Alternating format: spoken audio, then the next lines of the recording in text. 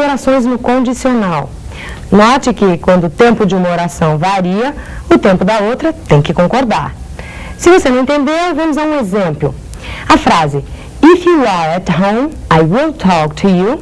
No passado fica If you were at home, I would talk to you. Hello everybody! Hoje a gente tem mais uma aula de gramática. O assunto de hoje vão ser as if clauses. Então agora, o nosso inglês começa a ficar um pouco mais complexo, né? Por quê? Você primeiro estava vendo os tempos verbais e as frases, as orações em separado. Agora a gente vai começar a colocar as orações juntas. Então, por exemplo, com o uso do if, que o if quer dizer se. Então, em inglês, se eu quisesse dizer, por exemplo, se eu fosse você, então eu diria if I were you. Ou então, if I was you. Por causa desse if, a gente já tem inclusive uma modificação, né? Porque você também pode, o correto em inglês, né? Você vai usar o verbo to be. No passado, I was. Mas se você usa um if na frente, vira if I was ou if I were. Ok? E assim por diante. Você vai ver outras maneiras de usar esse if. E o irmãozinho dele, que é o unless, quer dizer a menos que. Então vamos ver os exemplos aqui que eu separei para você. Você vai prestar atenção e vai comparar comigo. Olha, if and unless sentences. Então sentenças com if e unless. Por exemplo, I lost my lighter. I lost my lighter. O que quer dizer isso daqui? Eu perdi meu isqueiro. Eu perdi meu isqueiro. Have you seen it? Você o viu? Você ouviu? Aí eu vou te responder.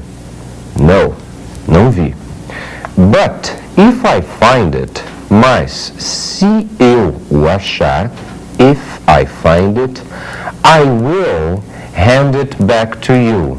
I will hand it back to you. Então, eu devolverei ele a você. Então, aqui você está usando o presente simples, if I find it. E aqui você está usando o futuro, I will hand it back to you. Eu devolverei a você. Então, a construção é essa.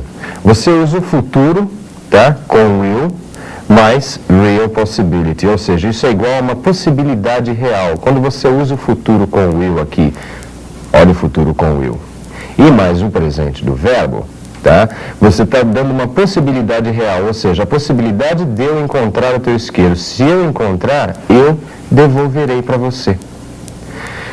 Olha uma outra frase para você prestar atenção. John will not hear unless you shout. John will not hear unless you shout. Vamos aprender. John não escutará. Olha, o not está negando e o will levando o verbo hear para o futuro, né? Então, John não escutará, a menos que você grite. John não escutará, a menos que você grite. Então, você quando usa o will numa frase, mais a outra frase no presente, você está dando a ideia de possibilidade, tá ok? Então, presta atenção nisso. Eu digo assim, por exemplo, if I see him, I will say hello. Então, se eu vir, eu direi oi, tá ok?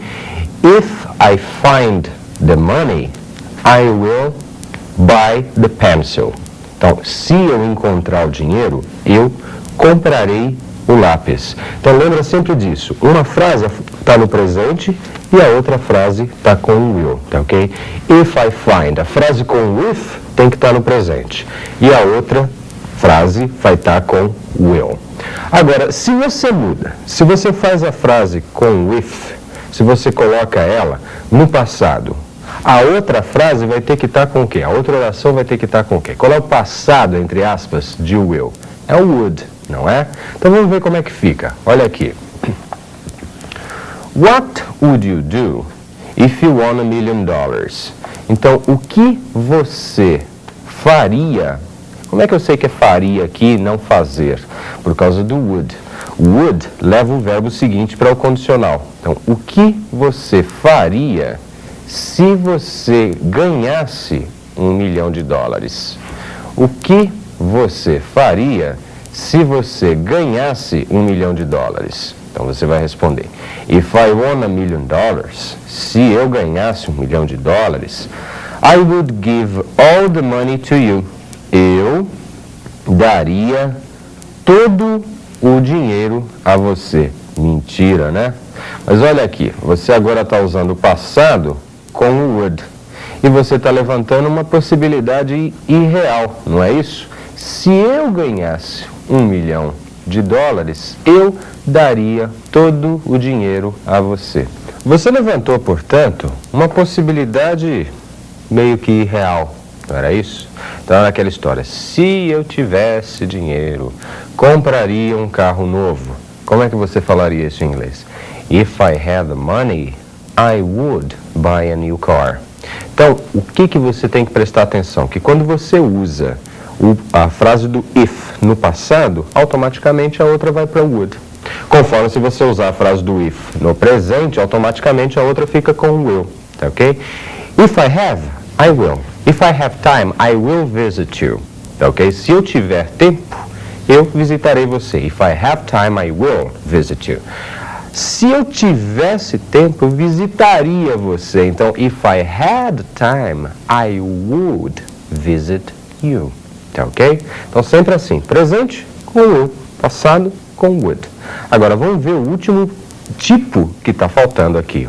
O último tipo que eu digo mais usado, tá? Vamos dar uma olhadinha? Olha aqui. If you had written to him, he would have come. Olha, esse é o mais complicado. If you had written, que tempo é esse daqui? Esse é o past perfect.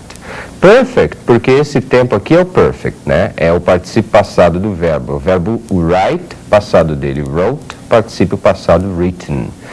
Então ele é perfect por causa disso aqui. E ele é past por causa disso aqui, ó. Had. Então é had written. Então eu vou usar agora o past perfect mais o would, mais o have, para indicar impossibilidade. Então